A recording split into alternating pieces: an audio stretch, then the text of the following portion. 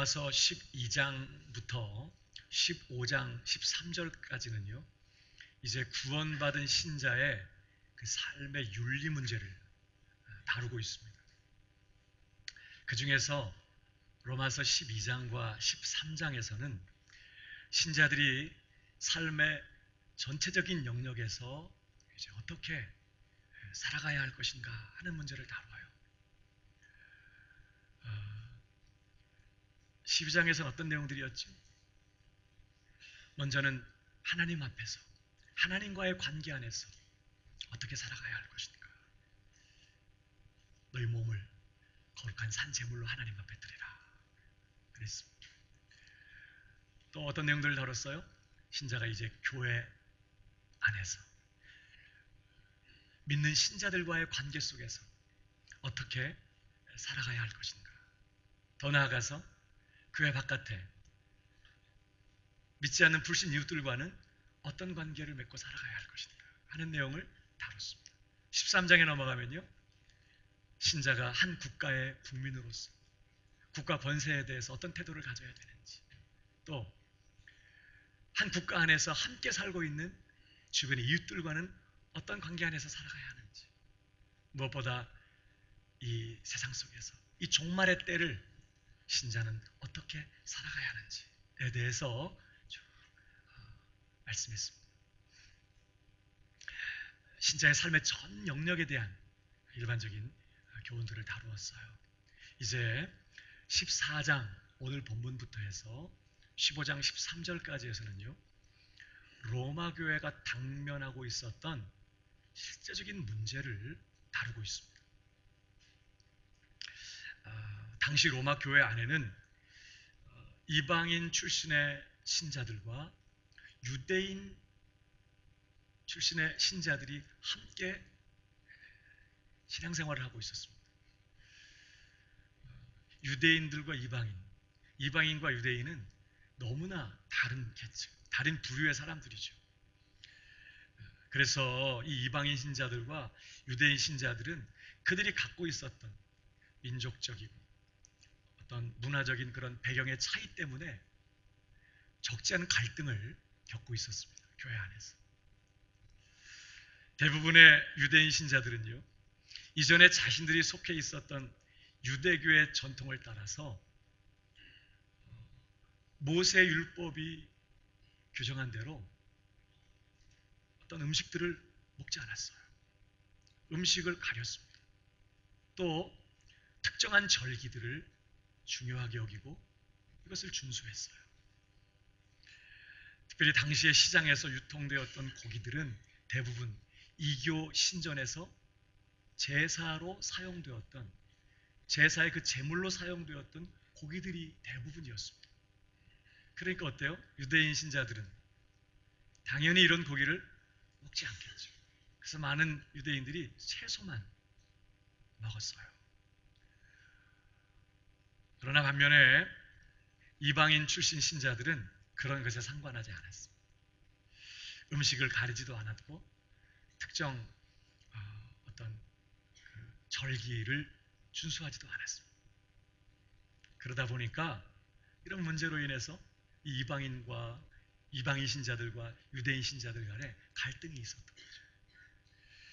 음식을 가리지도 않고 특정 절기도 준수하지 않았던 이방인 신자들은 음식을 가리고 고기도 먹지 않고 채식만 하고 또 어떤 특정한 절기들을 막 준수하면서 유난을 떠는, 이건 제 표현이에요.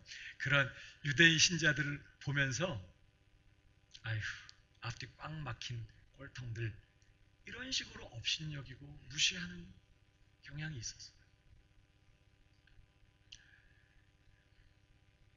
반대로 음식을 가리고 절기도 준수하는 유대인 신자들은 그런 것에 대해서 자유로웠던 이방인 신자들에 대해서 무슨 생각을 가졌을까요?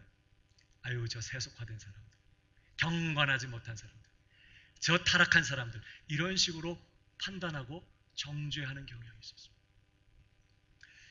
이런 갈등은 교회의 하나됨의 치명적인 장애가 되고 있었어요. 오늘 본문은 이런 상황에 있는 로마 교회 신자들을 향한 바울의 첫 번째 권면을 다루고 있습니다. 바울이 뭐라고 권면하고 있죠? 우선 1절을 보십시오. 같이 읽어볼까요? 시작. 믿음이 연약한 자를 너희가 받되 그의 의견을 비판하지 말라. 믿음이 연약한 자를 너희가 받으라는 거예요. 들이받으라는 말이 아니죠. accept하라는 거예요. 용납하고 받아들이고 인정해주고 그렇게 세워주라는 거예요. 그의 의견을, 그가 생각하는 바를 비판하지 마라. 판단하고 정죄하지 마라. 이렇게 지금 말씀합니다. 그러면서 2절, 어떤 사람은 모든 것을 먹을 만한 믿음이 있고, 여기 모든 것을 먹을 만한 믿음이 있는 자들은요, 1절에 있는 믿음이 약한 자와 반대입니다. 믿음이 강한 자 혹은 믿음이 성숙한 자라고 볼 수 있겠죠. 주로 이방인 신자들을 의미합니다. 이들은 예수님께서 모세의 율법을 다 이루시고 완성하셨다는 것을 깨닫고 그 예수 그리스도 안에서 안식과 자유를 누리는 그런 사람들이에요. 주님이 다 이루셨어. 나는 그 주님 안에서 완전한 의를 가지고 있어. 다 이루신, 율법의 요구를 다 이루신 주님의 그 구속의 은혜를 온전하게 깨닫고 그 주님 안에서 자유를 누리는, 안식을 누리는 그런 사람들이었습니다. 그래서 이들은 모든 음식은 다 하나님께서 주신 것이니까 감사함으로 가리지 않고 다 먹었어요. 우상 제물에 대해서도 하나님 외에는 다른 우상이 없는 걸 알니까, 우상이라고 믿는 사람이 하는 거지 실제로는 없는 거니까, 우상에게 바쳐진 제물 상관없다고 생각했습니다. 나는 우상 섬기는 사람도 아니고 내가 지금 이거 먹는다고 내가 우상 숭배 참여하는 것도 아니고 상관없어, 이렇게 생각했어. 그래서 우상 제물을 먹는 일에도 전혀 양심의 거리낌이 없었어요. 나를 준수하는 일에 있어서도요, 모든 날이 하나님의 선물이고 모든 날이 우리 주님을 섬기는 날이기 때문에 모든 날이 중요하다고 여겼어요. 주일이나 혹은 무슨 유월절 이런 절기만 중요한 날이 아니라 모든 날이 우리 주님 섬기는 중요한 날이다, 이렇게 생각한 거예요. 믿음이 강한, 성숙한 그런 사람들이죠. 그러나 2절 하반절에 누가 나와요? 믿음이 연약한 자는 뭐만 먹어요? 채소만 먹느니라. 여기 믿음이 연약한 자는 주로 유대인 신자들을 말합니다. 모세의 율법이 예수 그리스도 안에서 어떻게 완전하게 성취되었는지를 충분하게 인식하지 못해서 예수를 믿으면서도 여전히 모세 율법의 규정을 중요하게 여기고 또 그것을 준수해야만 한다고 여기는 사람들이었어요.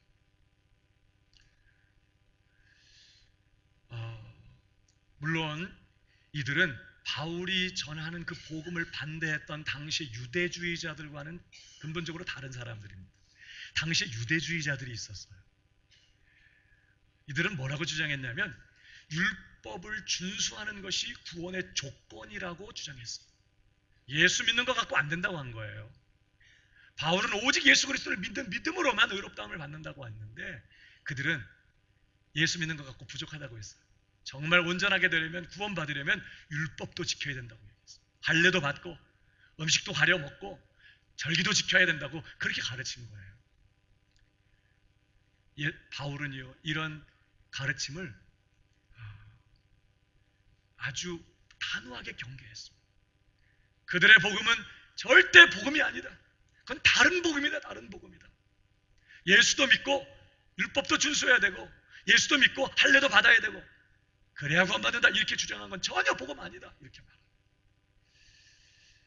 사실은 이 유대주의자들 때문에 바울이 참 많이 고통을 당했어요.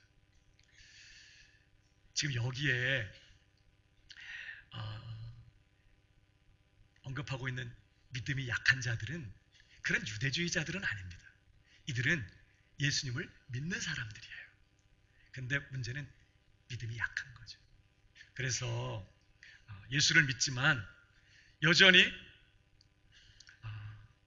예수님께서 율법을 완전하게 성취하셨으며 그 완전한 의가 내 것이 되었다는 사실을 온전히 인식하지 못해서, 온전히 깨닫지를 못해서 예수 그리스도 안에서 온전한 안식과 자유를 누리지를 못하는 사람들이에요. 그래서 채식만 하고 날도 구별해서 어떤 특정한 절기를 또 지키고, 그들은 예수를 믿지만 믿음이 연약한, 아직 믿음이 미숙한 그런 사람들인 거였어요. 그런데 오늘 바울이 뭐라고 말하죠? 그러한 믿음이 연약한 자를 너희가 어떻게 하라고요? 받으라는 거예요. 받아주라는 것입니다.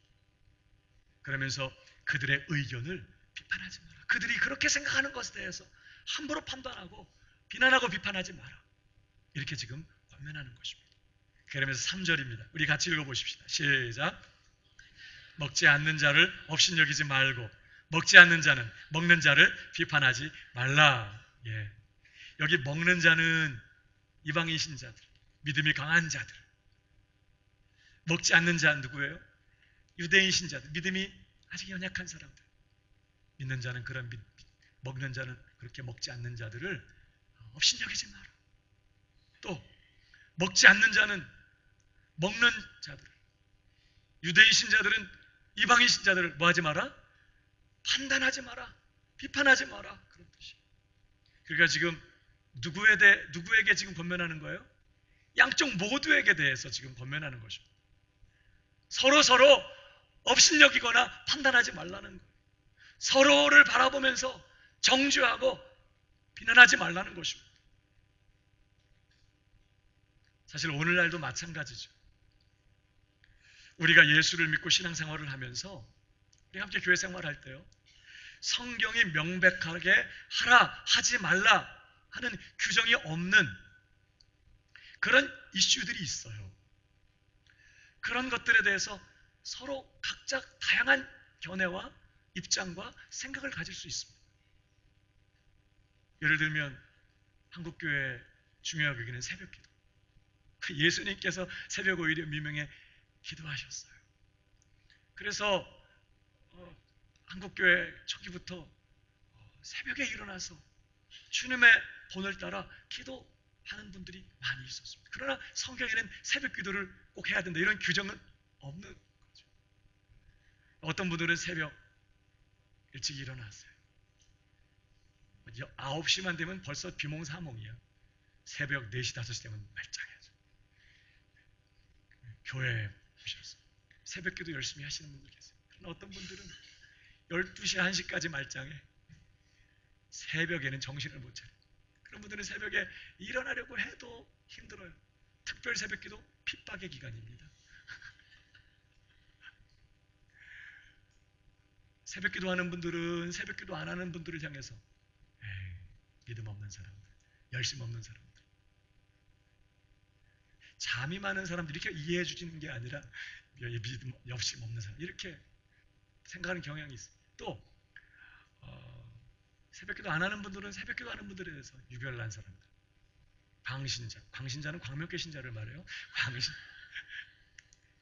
그렇게 판단하고 또 비난하는 경향이 있어요. 주일 성수 문제도 그래요.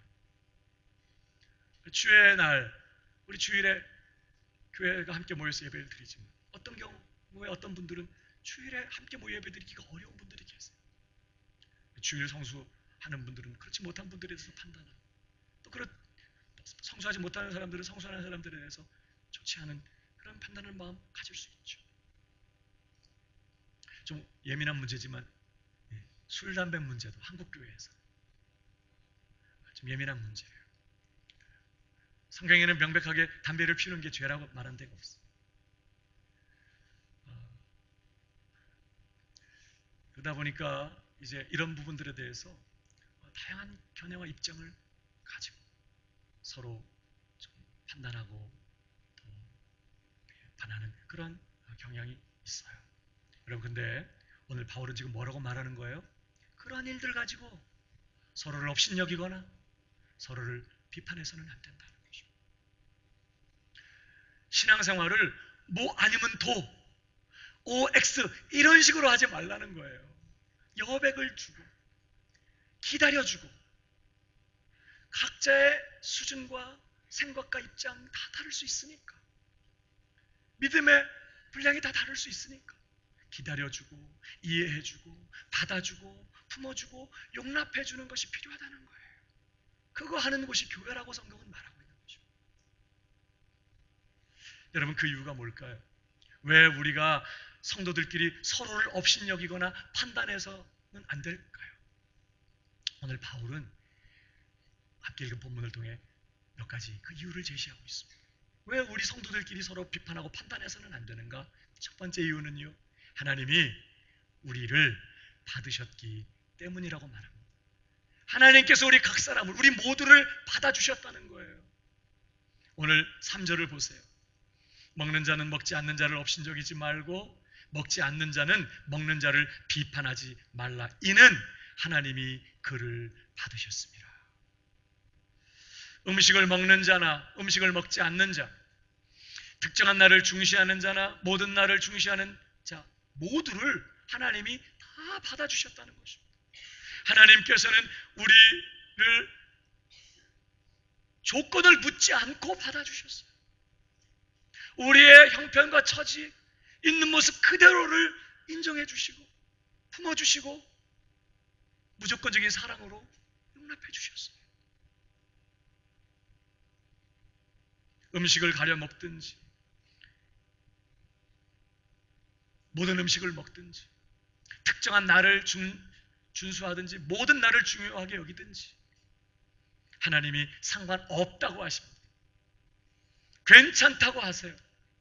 더 이상 그런 것들을 문제 삼지 않겠다고 말씀하는 것입니다. 여러분, 그렇다면 뭐가 문제가 되겠어요? 하나님이 괜찮다고 하시는데, 하나님이 상관없다고 하시는데 뭐가 문제가 되겠어요? 하나님이 그 사람을 받으셨다면 그가 비록 나와 입장이 다르고 생각이 다르고 의견이 다르다고 할지라도 그를 용납해주고 받아주어야 한다는 것입니다. 중요한 것은요, 우리가 그렇게 나와 입장이 다르고 생각이 다른 그런 사람들을 받아주고 용납하는 것이 바로 하나님께 영광을 돌리는 일이라고 성경은 가르쳐요. 로마서 15장 7절을 보십시오. 그러므로 그리스도께서 우리를 받아 하나님께 영광을 돌리심 같이 너희도 서로 받으라. 억셉트하라는 거예요. 여러분, 우리 예수님께서 어떻게 하나님께 영광 돌리셨어요? 하나님께서 택하신 자들을 예수님이 무조건 받아들이셨어요. 아버지께서 내게로 이끌지 않으면 아무도 내게로 올 수 없다. 그러면서 하신 말씀이 뭐예요? 내게 오는 자를 내가 결코 내어쫓지 않으리라고 했습니다. 하나님께서 택하신 사람들을 보시면서 자기에게 하나님의 끄심을 따라 나오는 사람을 보시면서 예수님이 아버지 어떻게 저런 사람을 택하셨어요? 아버지 어떻게 저런 사람을 위해 나보고 십자가 지라는 거예요? 아버지 어떻게 저런 사람을 나더러 사랑하라고 말씀하세요? 이렇게 항변하지 않으셨다고요. 예수님이 아버지께서 내게 주신 자이니 아멘입니다. 아버지, 아버지께서 택하셨으니 감사합니다. 아버지. 그러면서 아버지께서 택하신 자들 어떻게 해요? 받으셨어요. 용납해 주셨습니다. 당시에 경건하다고 인정받는 바리새인들이나 유대 종교 지도자들이 죄인들이라고 손가락질하고 판단하고 정죄하던 그 사람들이 주님께 나올 때 예수님은 아무도 아버지께서 이끌지 않으면 내게로 올 수 없다 그러면서 자기 오는 분들을 다 받으시고 그들의 친구가 되시고 기꺼이 그들의 주님이 되시고 그들을 사랑하시고 그들을 위하여 십자가를 지신 것이에요. 그렇게 하나님께 영광을 돌리셨어요. 우리 예수님이. 우리도 그렇게 해야 된다는 것입니다. 하나님이 받으신 자를 내 입장과 생각을 가지고 판단하고 정죄하지 않게 되기를 주님의 이름으로 축복합니다. 하나님이 정하다 하신 자를 내가 부정하다고 하는 것은 하나님을 모욕하는 일이에요. 하나님이 괜찮다고 하시고, 하나님이 깨끗하다고 하시고, 하나님이 의롭다고 인정하셨어. 예수 그리스도 안에서. 그가 자격이 없지만 예수 그리스도의 공로를 보고, 그렇다면 우리도 그렇게 받아들여야 되는 거죠. 하나님께서 귀하다고 하신 자를 내가 업신여기고 내가 멸시하는 것은 하나님을 모욕하는 행위예요. 하나님이 나를 받으셨고 그 사람도 받으셨어요. 그러므로 우리도 서로 받아서 우리 하나님께 영광을 돌려야 할 줄로 믿습니다. 그게 교회예요.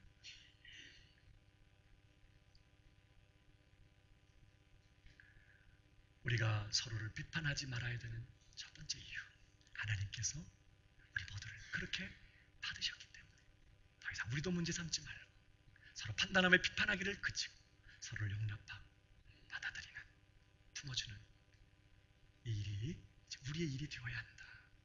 저는 우리 광명교회가 그렇게 하나님께 영광 돌리는 교회가 되기를 주님의 이름으로 축복합니다. 옆 사람에게 얘기해 주세요. 하나님이 당신을 받으셨어요. 자, 두 번째로 왜 우리가 서로를 업신여기거나 비판하지 말아야 할까요? 왜 우리가 서로를 판단하거나 정죄하지 말아야 할까요? 두 번째는 우리 모두가 주님의 종이기 때문에 그렇습니다. 우리 모두가 주님의 종이라는 거예요. 자, 4절을 보십시오. 남의 하인을 비판하는 너는 누구냐? 원문의 의미는요, 너는 남의 하인을 비판할, 판단할 자격이 없다, 그런 뜻입니다. 그러면서 그가 서 있는 것이나 넘어지는 것이 자기 주인에게 있음에 그가 세움을 받으리니 이는 그를 세우시는 권능이 주께 있음이라, 그렇게 말합니다. 여러분, 종은 전적으로 주인에게 속한 사람입니다. 주인의 책임과 주인의 권위 아래에 있는 사람이에요. 그 종에 관한 문제는 주인의 문제예요. 종에게 어떤 문제가 있다, 주인이 처리할 일입니다. 종에게 어떤 연약함이 있다, 주인이 책임질 일이에요. 그렇죠?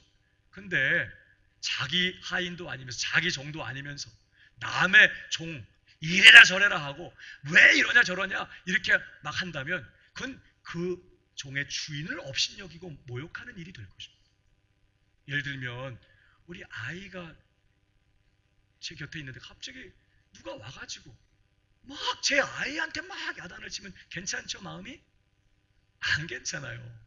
굉장히 마음이 어렵죠. 왜 그러시냐고 나한테 얘기해보라고. 그렇게 말할 겁니다. 내 아이는 나의 책임 아래에 있기 때문에. 애가 막 야단치 맞는데 이렇게 도망가죠? 혼자? 그럴 수 없어요. 뭐냐고, 무슨 일이냐고. 나한테 얘기해보라고. 알고 보니까 뭐 어제 유리창을 깼다네. 내가 물어주면 되는 거예요. 야, 돈 벌어봐. 그래요? 내가 책임지고 내가 가서 물어줘. 그러지 말라고 했잖아. 다음 그러지 마. 그리고 내가 물어주면 되는 거예요. 그건 내 책임이. 왜? 내 자식은 내 책임 아래 있죠. 마찬가지예요. 종은 주인의 책임 아래 있는 사람. 남의 하인더러 이래라 저래라 할 필요 없어요. 그게 문제가 있다면 주인이 알아서 처리할 거예요. 여러분, 지금 이러한 이야기들이 무엇을 전제로 하고 하는 말씀이죠? 사실 우리 모두가 주님의 종이라는 거예요. 그래서 여기 다시 남의 하인을 비판하는 너는 누구냐? 다시 말하면 너는 남의 하인을 판단할 자격이 없다. 왜? 나도 종인데. 내가 무슨 주인처럼. 여러분, 우린 주인 아닙니다. 우리 모두가 주님의 종이에요. 여러분, 우리의 영원한 운명과 생사화복이 우리 주인 되신 예수님의 손에 달려 있어요. 우리 각자를 우리 주님이 책임지세요. 그래서 우리 주님이 우리 대신 십자가 지신 거예요. 그가 우리의 필요한 모든 것을 그 주님이 책임지고 계시는 거예요. 만일 어떤 신자에게 연약함과 부족함이 있다면 그의 주인 되신 주님께서 간섭하시고 말씀하시고 챙기시고 그렇게 해결하실 문제라는 거예요. 그러니까 남의 종에 대해서 이러쿵 저러쿵 판단하거나 비판하지 말라는 것입니다. 나도 그렇고 그 사람도 그렇고 우리 신자들은 다 주님께 속한 주님의 종들이니까, 주님의 책임 아래 있으니까, 그래서 나는 내 주님께 대해서 충성하면 되는 거고, 그 사람과 주님과의 관계 문제니까 그것에 대해서 함부로 판단하고 비판하지 마라, 이렇게 지금 권면하는 내용이죠. 그러면서 바울은 이것과 관련해서 주님의 종된 신자들이 가져야 될 중요한 자세들에 대해서 몇 가지를 언급해요. 5절을 보십시오. 어떤 사람은 이 날을 저날보다 낮게 여기고 어떤 사람은 모든 날을 같게 여기나니 각각 자기 마음으로 확정할지니라. 이런 문제는 각각 자기 마음으로 확정할 문제라는 거예요. 그러면서 좀 더 구체적으로 뭘 확정해야 되는지에 대해서 이야기합니다. 잘 보십시오. 6절, 나를 중히 여기는 자도 누구를 위하여?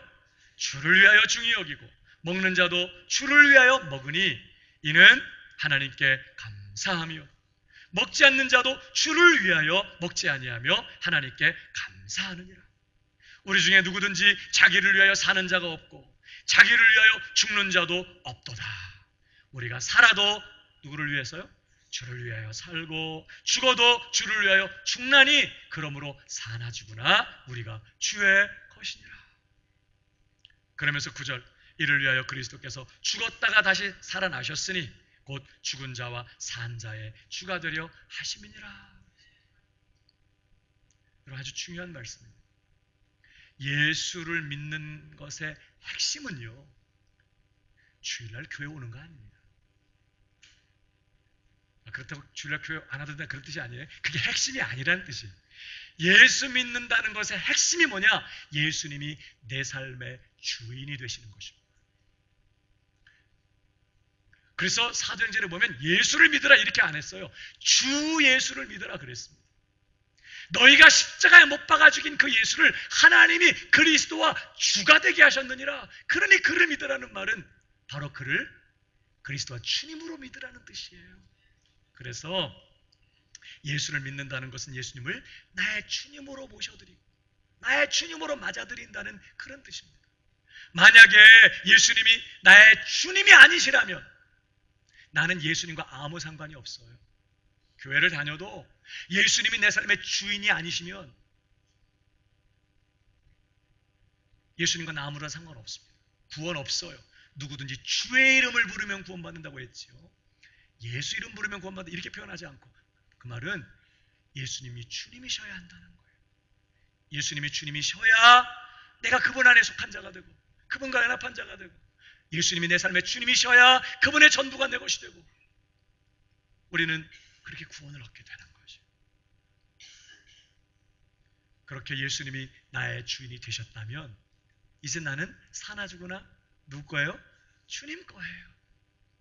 내가 그렇게 주님의 종이고 예수님이 내 삶의 주님이 되셨다면 이제 우리 인생의 목표는 하나입니다. 오직 주님을 위하여 사는 것이에요. 그분의 영광, 그분의 기쁨, 그분의 영예를 위해서, 그분이 정하신 목적과 뜻을 위해서 사는 거예요. 그게 종된 자의 인생의 목적인 것이죠. 그래서 오늘 바울은 우리 각자가 마음으로 확정해야 된다는 거예요. 자, 뭘 확정해야 될까요? 자, 우리 8절에 보십시오. 뭘 확정해야 될까? 거꾸로 한번 올라가 보십시다. 첫 번째는 뭘 확정해야 될까요? 나는 사나 죽으나 주님의 것이다. 주님의 것. 따라 하십시다. 나는 사나 죽으나 주님의 것이다. 이거 확정해야 합니다. 마음에. 이 각오 없으면 예수 믿지 못하는 거예요. 이제 나는 사나 죽으나 나는 주님의 것입니다. 두 번째 뭘 확정해야 돼요? 7절 보세요. 나는 더 이상 이제 나를 위해 살지 않는다. 나는 더 이상 나를 위해 살지 않겠다는 거예요. 이거 확정해야 됩니다. 이 결단하고 가야 돼요. 주님의 종이나 예수님을 주님으로 모신다면 이제 내 인생 없어요. 세 번째, 우리가 뭘 확정해야 될까요? 6절, 7절에 있습니다. 나는 오직 누굴 위해 살아요? 주를 위해 산다는 거죠. 이거 결정하고 가야 돼요. 이제부터 내 인생은 주님을 위한 것이다. 불꽃처럼 주를 위해 살다가 주를 위해 죽겠다. 주님을 위해 산다. 주님의 영광, 주님의 뜻, 주님의 기쁨, 주님의 영예를 위해서 주님을 위해 산다. 이거 결정해야 돼. 이거 확정해야 됩니다. 그리고 마지막 하나 더 확정해야 돼. 6절입니다. 뭘 확정해야 될까? 나는 어떠한 상황에서도 하나님께, 주님께 감사한다는 거예요. 주님이 내게 맡기신 상황, 주님이 내게 맡기신 사명, 주님이 내게 맡기신 일들, 그것에 대해서 불평하지 않고 선하신 우리 주님을 신뢰함으로 감사하겠다. 이 결단이 있어야 돼. 이거 확정해야 됩니다. 마음에. 이거 확정하고 뭘 먹든지 마시든지 이 마음 갖고 살아야 돼. 그러니까 여러분, 새벽 기도하는 분들도 새벽 기도하면서 아이고 새벽 기도 안 하는 사람들, 믿음도 없는 것들 이러면서 마음에 그렇게 죄 지으려거든 교회 오지 마요. 새벽에 내가 새벽잠이 없게 하신 주님의 뜻이 있지. 일찍 이렇게 일어나서 일어나게 하신 주님의 뜻이 있지. 주님의 교회를 위해서, 주님의 나라를 위해서 부르짖고 기도하라는 사명이 있는 거지. 난 새벽을 깨워 주님 섬기는 게 주님 주신 사명이야. 안 그런 사람은 새벽에 자고 난 깨고 사명이 다르니까. 이렇게 주님을 위해서 살겠다. 그런 사람은 안 와요. 새벽에. 아우 걱정되네 이것도. 그럼 마음에 확정하고 뭘 하든지 그렇게 해야 된다는 거예요. 주일 성수도 마찬가지. 내가 이 주일에 온전히 주일을 성수하든 아니면 모든 날을 중요하게 여기든 우리는 나는 이제 주님을 위해서 한다. 모든 날이 주님 주신 선물이고 나는 이 모든 날 주님을 섬기겠다. 그런 마음 가지고 모든 날을 살고 또 주일도 지키고. 술, 담배 하시는 분들 아직도 술이 안 끊어져서 담배가 안 끊어져서 고민하는 분들 계세요? 먹든지 피우든지 주님을 위해서 한다. 내가 그 주님의 영광을 위해서 한다. 이런 확신이 있으면 해요. 해. 그러나 내 마음에 주님의 영광을 위한 게 아니라고 꺼리껴지면 하지 마요. 그런 기준으로 해야 된다는 거예요. 모든 일을. 술을 마시고 담배를 피울 때 감사하는 마음이 들어 막 너무 감사. 하세요. 그러면 근데 이놈의 거 건강에도 안 주는 내가 왜 이러고 있나? 그러면 주여 내를 구하세요. 지금 뭘 얘기하려고 하는지 아시겠죠? 주님의 종된 자로서 우리가 마음에 확정해야 될 것은 뭐 어떤 나를 지키고 말지 이런 게 아니라 더 근본적인 문제라는 거예요. 태도의 문제라는 거예요. 나는 사나 죽으나 주님의 것이고 난 더 이상 나를 위해 살지 않고 주님을 위해 살겠습니다. 주님의 영광을 위해 나의 남은 삶을 살겠습니다. 난 모든 상황 속에서 감사하겠습니다. 이것이 종된 자가 확정하고 있어야 될 마음의 자세. 오늘 중요한 요점은 뭐예요? 그렇게 우리 모두가 그런 자세를 가지고 살아야 할 주님의 종들이기 때문에 이 사람은 이러저런 형편 속에서 자기의 수준과 자기 입장에서 주님을 위해 살고 있고 또 나는 내 형편에서 내게 주신 감동과 양심과 믿음의 분량을 따라 또 결단하고 주님을 그렇게 섬기고 있고 그러고 있으니 서로 판단하고 서로 비판할 일은 아니라는 것입니다. 아멘이신가요? 그건 그 사람이 주님 앞에 그렇게 결정하고 확정하고 주님을 섬기는 방식이니까 인정해주고 격려해주고 그러면 되는 거예요. 제 아내가 저 보이기에 이쁘게 하려고 제가 좋아하는 스타일로 옷을 입었어. 그거를 구닥다리네. 그러면 안 된다는 거죠. 그죠? 얘가 좀 제대로 된 건가요? 이게 지금? 그러니까 우리가 내 입장 갖고 다른 사람 판단하지 마요. 우리가 다 주님의 종이고 주님 섬기고 있으니까 내일은 내가 할 일은 뭐예요? 나도 주님의 종이니까 내 주님께 충성하며 오늘을 가면 되는 거예요. 옆 사람은 그도 주님의 종이니까 그 사람 함부로 판단하거나 비판하지 말고 그 사람 누구한테 맡겨요? 주님께 맡겨요. 여러 가지 문제가 없고 주님이 책임지실 일이니까 주님께 맡기고 나는 충성스럽게 내 길을 가고 그래야 된다는 것이죠. 사랑하는 여러분, 서로 판단하고 비판하기를 그치고 서로를 주님께 맡기실 수 있기를 주님의 이름으로 축복합니다. 내가 오늘도 주님의 종인 줄 알고 우리 모두가 주님의 종인 줄 알고 각자의 영역 속에서 충성되게 주님의 종으로 오늘을 사는 저와 여러분 우리 모두가 되기를 주님의 이름으로 축복합니다. 그래서 판단하지 말라는 거예요. 자, 마지막 세 번째로 우리가 왜 서로를 비판하거나 판단해서는 안 되는가? 우리가 다 하나님의 심판대 앞에 서게 될 것이기 때문이라고 말씀합니다. 10절을 보십시오. 네가 어찌하여 네 형제를 비판하느냐? 어찌하여 네 형제를 업신여기느냐? 우리가 다 하나님의 심판대 앞에 서리라. 기록되었으되 주께서 이르시되 내가 살았노니 모든 무릎이 내게 꿇을 것이요 모든 혀가 하나님께 자백하리라 하였느니라. 이러므로 우리 각 사람이 자기 일을 하나님께 짓고 하리라. 우리 모두가 마지막 날 하나님의 심판대 앞에 서야만 합니다. 누구도 예외 없이 모든 신자들도 다 하나님 앞에 심판대 앞에 서야 돼요. 예수님께서 심판주로 다시 오셔서 우리 각 사람을 그 하나님의 심판대 앞에 소환하시는 그날 우리 각자는 한 사람의 신자로서 하나님께서 내게 허락하신 그 은혜를 어떻게 감당했는지, 하나님이 구속하시고 은혜로 허락하신 내 남은 인생, 나의 삶을 어떻게 하나님의 목적과 하나님의 뜻대로 살았는지, 어떻게 하나님의 말씀대로 살았는지에 대해서 아주 엄정하고 준엄한 심판을 받게 될 것입니다. 우리 모두가 말입니다. 그러니까 무슨 말이에요? 내가 지금 심판받을 사람인데 누구를 판단하고 누구를 심판해요? 우리는 심판자가 아닙니다. 우리는 판단하는 심판자가 아니에요. 우리는 판단을 받을 사람들이에요. 그러니까 우리는 서로를 비판하거나 판단하는 일을 멈추고 오히려 심판받을 그날을 위해서 오늘을 준비하는 그런 삶을 살아가야 된다고 지금 바울은 도전하고 있는 것입니다. 지금 남 판단하고 있을 때가 아니에요. 내가 곧 하나님의 심판대 앞에 서야 되거든요. 사랑하는 여러분, 저와 여러분은 오늘이라도 주님 오시면 주님의 심판대 앞에 설 준비가 되셨어요. 너무나 많은 성도들이 분명한 믿음을 갖고 있어.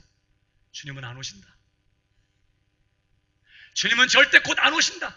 오셔도 한참 있다 오실 거고, 오셔도 내가 죽은 다음에 올 거고, 이런 식으로 생각해. 아직도 시간이 많이 남았을 거라고 생각해. 예상치 못한, 생각지 못한 시간에 너희 주가 임할 것이라고 경고하셨거든요. 그러므로 깨어있으라고 했음에도 불구하고 좀 더 자자, 좀 더 졸자 그러면서 지금 당장에라도 심판대 앞에 서야 될 사람인 것처럼 사는 일을 게을리하는 연약함이 우리에게 있을 수 있어요. 로마서 2장 16절을 보십시오. 우리 같이 읽어보겠습니다. 곧 나의 복음에 이른 바와 같이 하나님이 예수 그리스도로 말미암아 사람들의 은밀한 것을 심판하시는 그날이라. 여러분, 복음 다시 보세요. 복음에 이른 바와 같이 그랬어요. 하나님이 예수 그리스도로 말미암아 사람들의 은밀한 것을 심판하시는 그날이라. 복음은 2000년 전에 그 사건만 말하지 않아요. 2000년 전에 하나님께서 예수 그리스도를 통하여 우리를 구원하신 것만 이야기하지 않습니다. 복음은 그 날에 대해서도 이야기해요. 하나님께서 그 아들 예수 그리스도를 통하여 우리의 모든 은밀한 것을 심판하시를 바로 그 날입니다. 그 날에 대해서 얘기한다는 거예요. 복음. 그날에 우리의 모든 은밀한 것들이 다 드러나게 될 것입니다. 은밀히 했던 기도, 은밀히 했던 선행 다 드러날 것입니다. 은밀히 행했던 모든 죄들도 다 드러날 것입니다. 마음에 은밀하게 품었던 생각들, 선한 생각, 하나님을 기쁘시게 하는 은밀한 마음에 품었던 생각들도 다 드러나겠지만, 마음에 품었던 악한 생각들, 은밀하게 품었던 모든 추악한 생각들도 그날에 다 드러나게 될 것입니다. 세상의 법정에서는 들키지만 않으면 돼.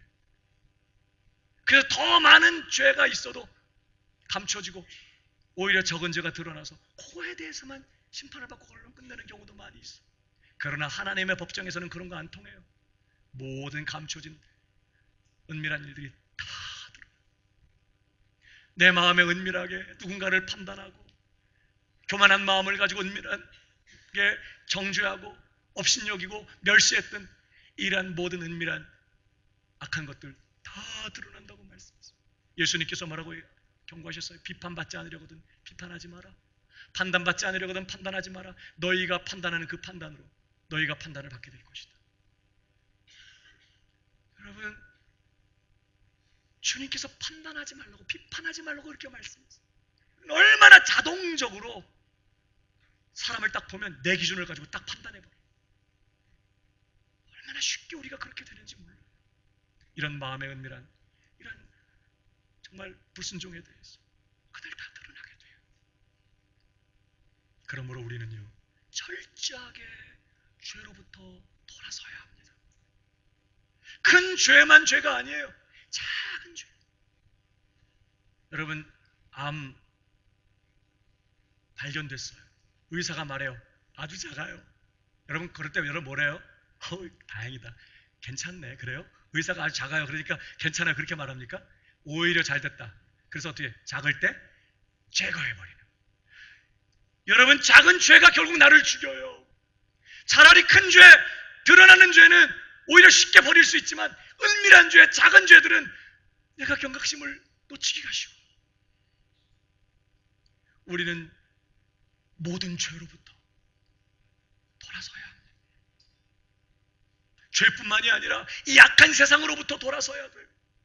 이 세상을 사랑하는 자는 하나님의 사랑이 그 속에 없다고 말하면서 간음하는 여인들이여 세상과 벗된 것이 하나님과 원수된 것을 알지 못하느냐.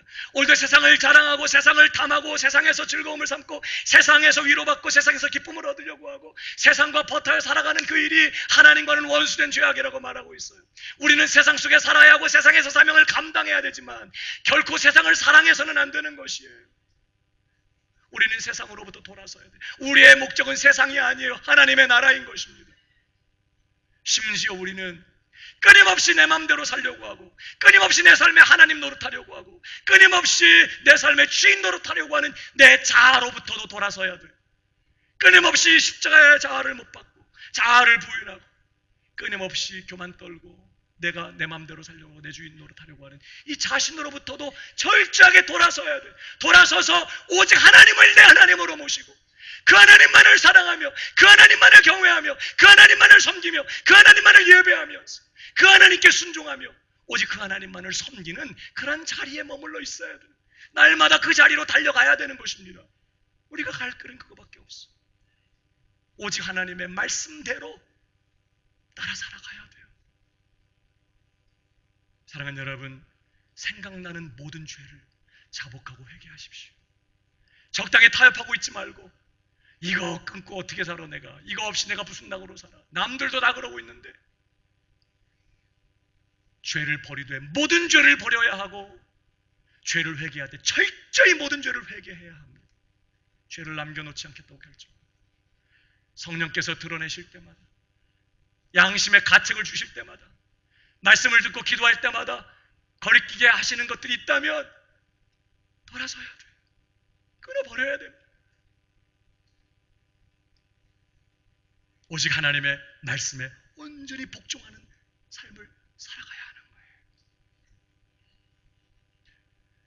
사랑하는 여러분, 말씀과 기도 중에 성령께서 여러분의 양심을 통하여 말씀하신다면 순종하시기를 축복합니다.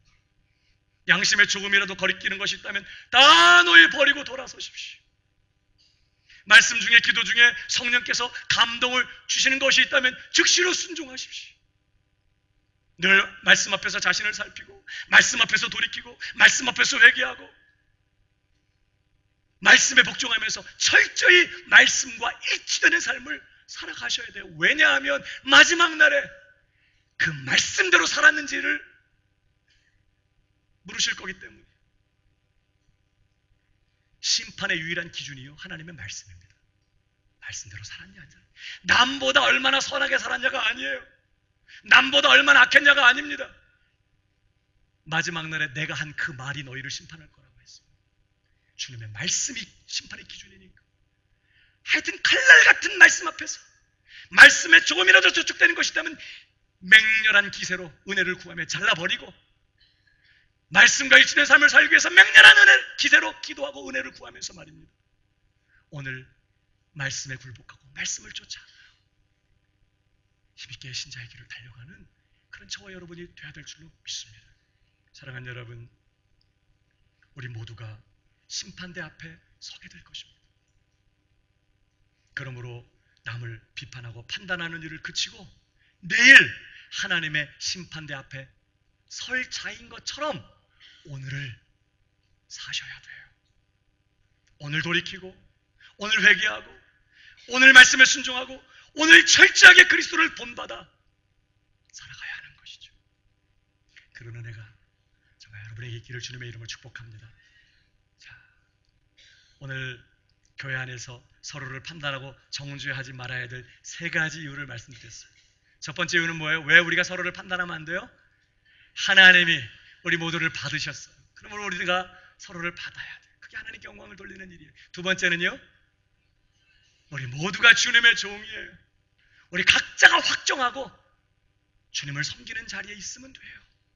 그것에 대해서 이러쿵저러쿵 내가 관여할 일이 아닌 거예요. 모두를, 각자를, 서로를 주님께 맡기고 나는 주님의 종으로서 또 내 길을, 충성된 내 길을 가고, 그러면 되는 것이죠. 세 번째, 왜 우리가 서로 판단하고 정죄하면 안 돼요? 우리 모두가 하나님의 심판대 앞에 서게 될 것입니다. 내일 심판대 앞에 설 자인 것처럼 오늘을 사는 우리 광명의 권속들이 다 되시기를 주님의 이름으로 축복합니다.